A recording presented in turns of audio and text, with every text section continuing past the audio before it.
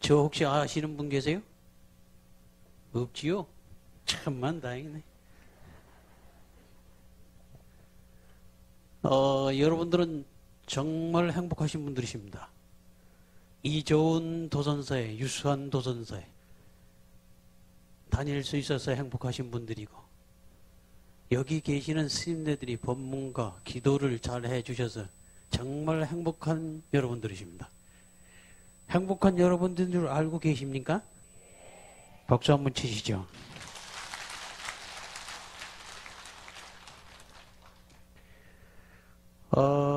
저는 선시를 한 3,000편 번역을 했습니다. 하다 보니까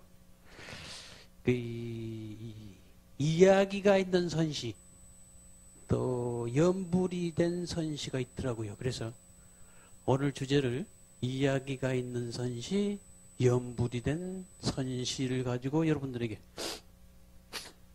이게 역시 겨울은 속일 수가 없이 콧물부터 먼저 나오네. 말씀을 드려볼까 합니다. 여러분들 흔히 생야일편 부운기 사야일편 부운멸 부운자체 법무실 생사거래 여교연 조교일물 상동로 담연불수 생사 화탕풍요천지계 요요장제 백운간 연불하실 때 흔히 하시는 말씀들이죠. 뭔지 모르지만 많이 들으셨죠? 그럼 제사 지낼 때 생야일편 부운기 안 하세요? 하시지요? 뭔가 들어본 문구 아니세요? 이걸 누가 지으셨냐 그러면 하모 득통 스님이 지었습니다. 하모 득통 스님의 어록에 나와 있는 글인데요.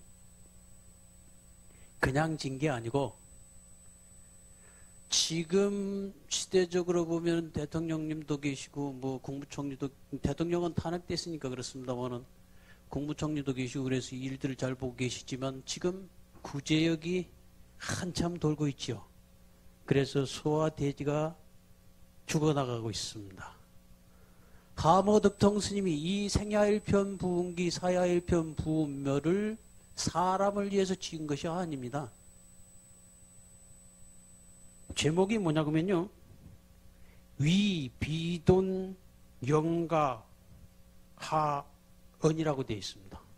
다시 말하면 비루할 비자를 썼습니다마는 비루할 비자, 돼지돈자, 조금 하급한 돼지의 영가를 위해서 내리는 법문이시다, 이런 말씀이십니다. 하모득통 스님이 돼지 영가한테 내리는 법문이신데요. 이게 뭐라고 이야기하냐면, 여러분들 한번 이야기하면 깝깝해 하실 테니까 그냥 한글로 제가 해석해 온 대로 읽어드리겠습니다. 모든 돼지, 그 비루할 비자를 아닐 비자로 쓰시면요, 형상이 아닌 영가에게 내리는 법문이니까 모든 돼지가 아닌 영가여, 돼지라는 형상에 내리는 법문이 아니라 영가에게 내리는 법문으로 들으시면 되겠습니다. 생은 한 조각 뜬구름이 일어나며 사는 한 조각 뜬구름이 없어짐이니 뜬구름 자체는 본래 실체가 없는 것, 나고 죽고 오고 가는 것도 이와 같다. 오직 한 물건이 있어 항상 홀로 용록하니 다면하고 하여 나고 죽는 것을 따르지 않는다. 돼지가 아닌 영가여, 도리어 알겠는가? 다면한 이것의 한 물건은 무엇인가? 그리고는 한참을 있다가, 우리 이제 장엄연불 하실 때도 양구하죠. 우리 연불하신 스님들 잘 아실 텐데, 양구 한참을 있다가 말하시기를, 뜬 구름이 흩어지는 곳에 드넓은 말리 푸른 하늘이 눈을 뜰 때 유달리 한 항아리 폼이 있네. 다시 일러라. 끓는 불에 바람 불어 천지가 무너지니 고요함은 멀리 백운 가운데 있다. 알아들으시겠어요? 못 알아들으실걸요? 뭔 소리 하는 거예요? 그럴 건데 지금 생각해보면 하모득통 스님은 충주 사람으로서 속성은 유씨이고 호는 득통입니다. 관악산 의사남으로 출가해가지고 폐암사에 가서 무학광사를 참배를 하고 머리를 깎고 중이 되었습니다. 오대산에 들어가서 여러 성인들에게 공양을 하고 영감함에 있는 나홍 스님의 진영에 제사를 지낸 뒤 꿈에 어떤 신승이 와서 너를 이름을 기화, 호를 득통으로 지어주었습니다. 그래서 이름이 기화 득통이 된 것입니다. 그 제자로서는 문수, 항미 등 여러 사람이 있고요. 저서로서는 영가 집설 또는 현정론, 금강경 오가예, 원각경 소 등 많은 경전이 있습니다. 여기서 생각해 볼 문제는요. 따라 한번 해실랍니까? 생야일편 부은기, 사야일편 부은멸, 부은자체 본무실, 생사거래 역여연, 조규일물상동로, 다면불수 어생사, 화탕풍요천지계, 요요장제 백운간. 하모덕통 스님이 대지 육신을 위해서 설법하신 것이 아니고 죽은 돼지, 진짜 여러분들이 이야기하시는 삼겹살이나 목살이나 안다리살이나 등심이 아니라, 또는 고사를 지내기 위해서 잘 웃고 돈 많이 벌어주시고 재앙이 없게 해주시라는 그런 웃는 돼지 모습의 형상이 아닌 영가를 위해서 내리신 법문입니다.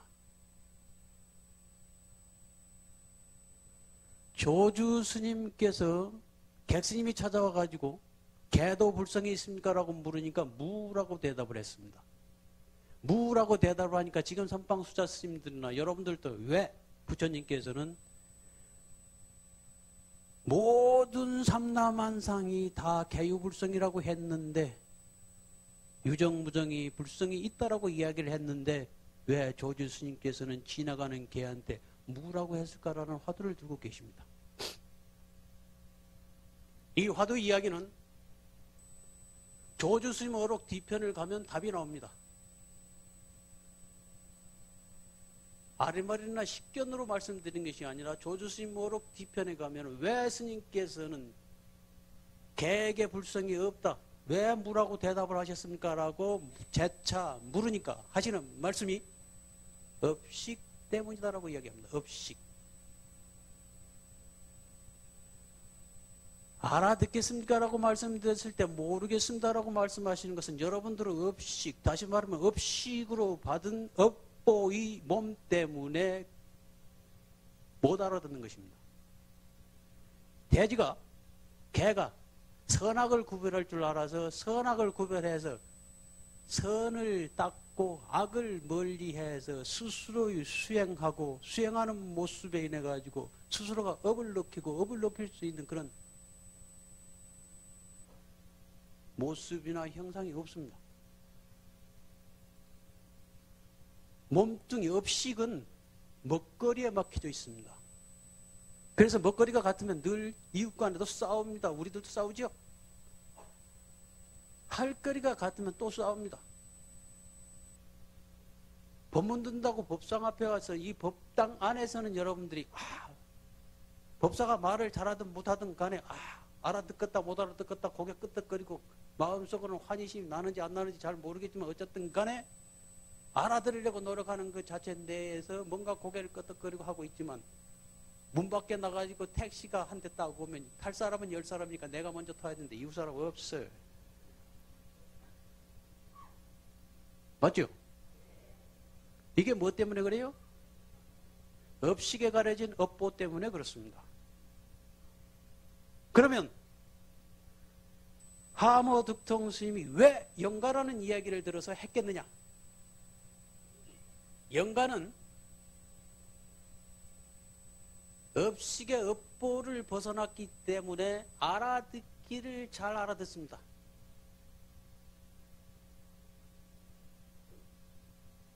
여러분들은 몸뚱이에 있으니까 문을 열고 나가야 되지만 영가는 문이 없어도 들락거리기를 잘해요. 걸림이 없어요. 그냥 가버려. 오라고 하면 오고, 가라고 하면 가고, 있으라면 있고. 그러지 말라면 안 해. 근데 안 하는 이 자체가 뭐냐? 잘 못 알아들어. 근데 왜 못 알아듣느냐? 법을 닦지 않았기 때문에 옳고 그름에 대한 지혜가 부족하다는 겁니다. 여러분들 왜 제사 지내세요? 있을 때 그냥 살아 계실 때 병원에 한번 더 모시고 가고, 살아 계실 때 그냥 소가 죽든지 돼지가 죽든지 말든지 같은 소라도 잡아서 공양 올리고, 뭐 살아 계실 때 좋은 옷 사드리고, 살아 계실 때 그저 좋은 방, 좋은 집, 좋은 자리에서 잘 모실 일이지 왜 제사 지내시는 거예요? 못했잖아요. 못하고 싶어서 못한 게 아니라 어쩔 수 없어서 못했잖아요. 그렇죠? 그래서 1년에 한 번씩이라도, 한 달에 한 번씩이라도, 그날이라도, 돌아가신 그때쯤이라도 모아서, 돈만 모으는 게 아니죠. 정성을 모으는 거죠. 온 가족이 모아서 부처님 법을 들려드려서 그 법 안에서 행복해지고, 그 법을 알아들어서, 알아들음으로 해가지고 어디로 가요? 지옥은 안 가더라.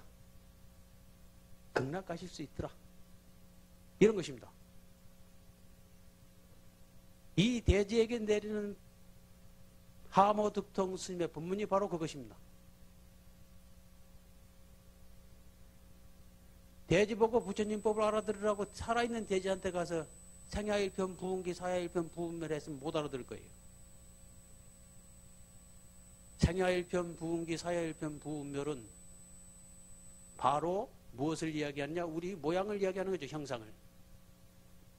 그 앞에 어떤 스님이 말을 붙여놔가지고 생종하철에 사양하처거라고 이야기를 했습니다. 생은 어디서 왔으며 사는 어디로 가는가라고 이야기를 하고 있는데, 이건 뒤에 생이 무엇이냐고 물으면은 생야일편 부운기가 되기 때문에 답이 뒤에 있습니다. 모양 그 자체는 인연 따라서 부처님 법이 바로 답이 나오죠. 인연 따라서 모이고 인연 따라 흩어진 것이니 이 형상을 가지고 논하지 말라라는 뭐 하나?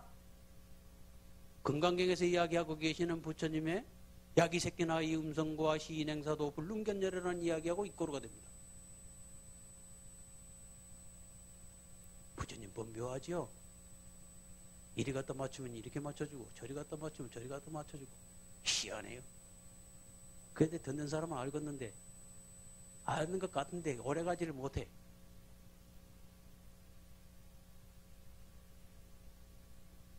왜 그럴까요? 이 업식인 업보가 여러분들의 몸을 가리고 있기 때문에 그렇습니다. 알아듣겠습니까? 알아들은 여러분들은 뭐지요? 알아듣는 여러분들은 바로 오늘의 이 법사와 맺은 인연으로 영각이며, 오늘의 법사가 말한 이 소리를 들어서 알아들었으므로 깨달음을 얻었으니 바로 성문이고, 성문의 이치에 올랐으니 바로 여러분들이 보살이십니다. 보살의 깨달음을 얻으신 여러분들에게 박수 한번 치시죠.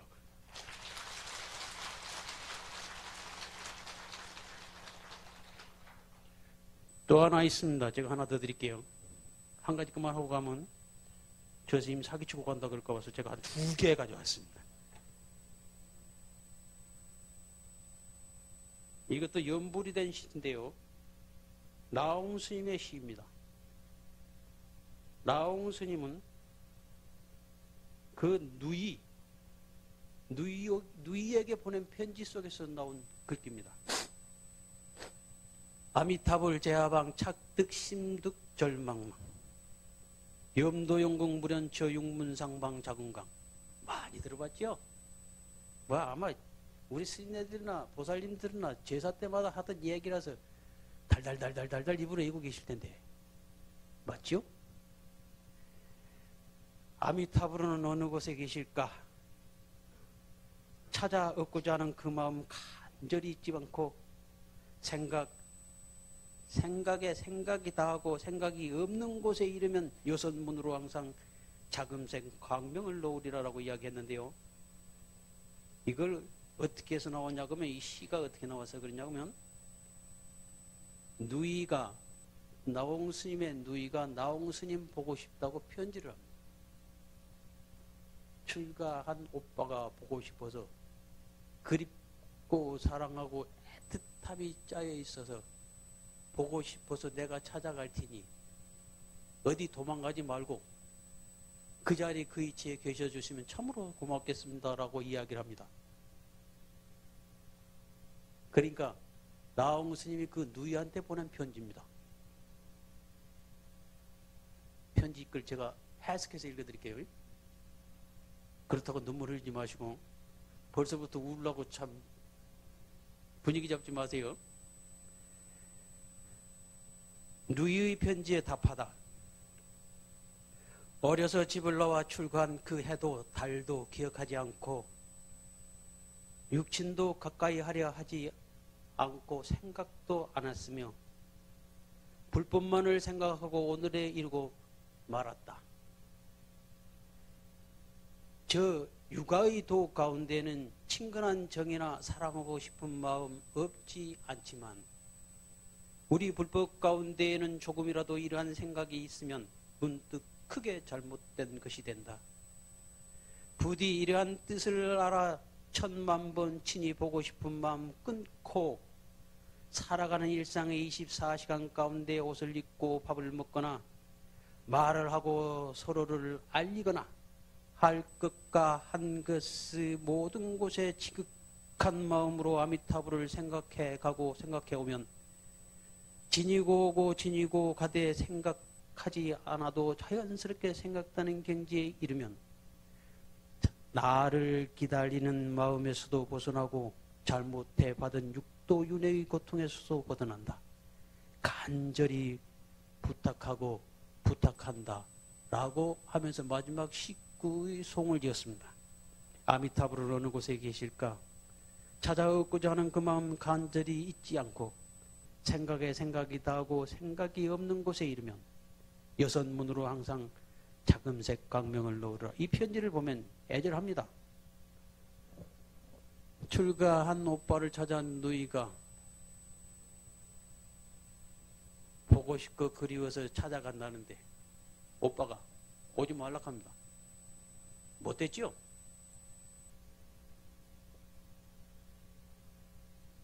그러면서 편지를 보냅니다. 나를 찾아와서 나를 보느니 나를 그립고 나를 생각하고 나를 아끼는 그 마음을 나를 위해서 나를 생각하지 말고 아미타 부처님을 생각해서 연불을 하라라고 이야기를 합니다. 네가 헛된 망상과 애착으로 나홍이라는 사람을 오빠라고 해서 그리워하고 그리워하는 마음으로 애타게 찾는 그것이 중요한 것이 아니라 그것은 곧 애욕과 탐착에 빠지는 일이고 육친의 적에 빠지는 길이니 그것은 버리고 나를 생각하는 마음으로 아미타불을 일념으로 생각하고 생각하되 생각이 끊어지지 않냐고 연연히 이어지게 할 것이며 연연히 이어지는 그것은 밥 먹는다고 잊어버리지 말고 친정집에 갔다고 잊어버리지 말고 꿀단지 않았다고 잊어버리지 말고 힘들다고 잊어버리지 말고 쉽다고 잊어버리지 마는 것이 아니라 그 사이사이 그 순간순간 그 힘든 고통 속에서도 아미타불을 생각하고 생각에 아미타불이라는 이름을 끝나기도 전에 아미타불을 또 생각할 일이지 아미타불 불렀다고 잊어버리지 말지요. 맞죠? 네. 아미타불 끝나기 전에 아미타불을 또 생각하고 또 부르고 불러서 부르는 것이 처음에는 아미타불 부처님을 부르는 것이 성불고 거칠고 조금은 힘들고 낯설겠지만 부르다 보면 부를수록 정이 들고 친근감이 붙어서 자기가 부르는 순간에 내가 부르지 않아도 부를 수 있는 부르는 순간이 다가오고 그 부르는 순간에 부르름이 어떻게 된다? 일념이 되고 한 생각이 되고 그 한 생각이 이르게 되면 어디로 간다? 번뇌망상도 끊을 수 있을 것이고 나홍 스님을 보고 싶어하는 그리움도 잊을 수 있을 것이고 그 생각이 모아져서 모아진 그 생각이 어디로 간다? 깨달음을 얻을 수 있을 것이며 극락세계에 갈 것이다. 죽어서는. 맞죠? 박수.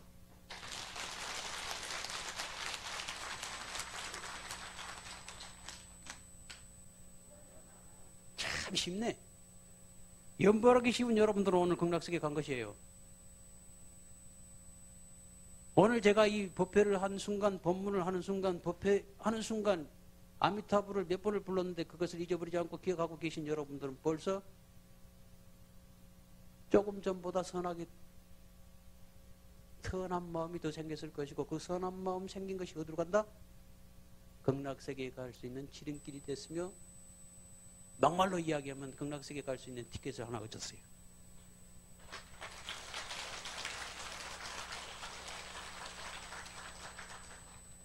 이것을 누이에게만 준 것이 아니고 연부라는 스님들에게도 권합니다. 이게 8편의 시로 인해 가지고 연부를 권합니다.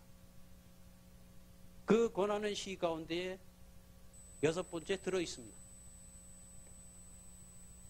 그래서 넘어가고요. 근데 이 누이가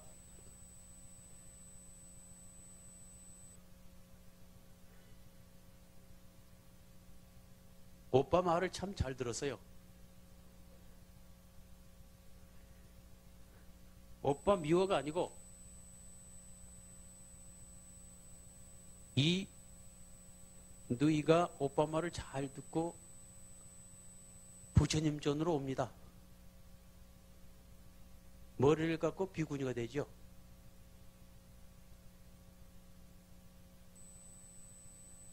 머리를 갖고 비구니가 되는 구절 한 구절만 제가 소개시켜드리고 끝내도록 하겠습니다.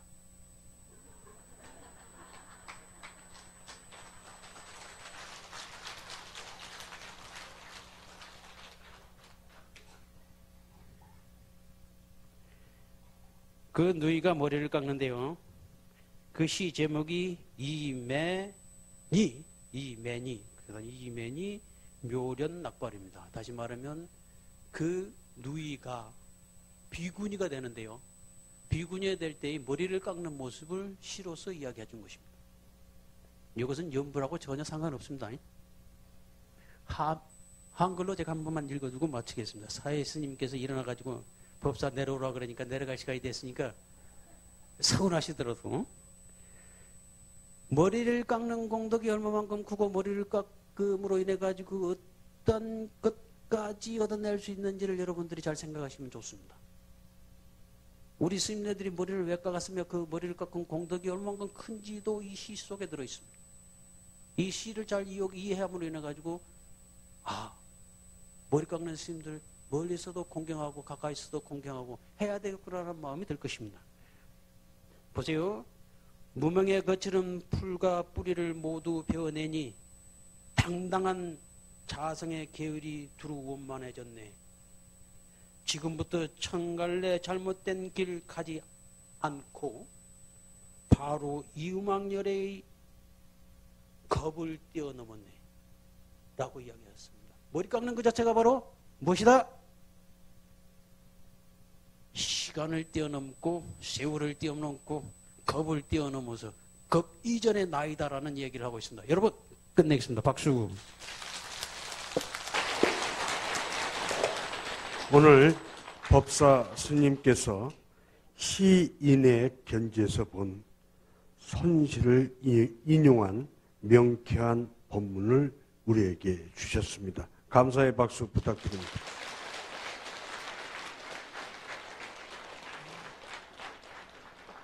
몇 가지 공지사항 말씀드리겠습니다.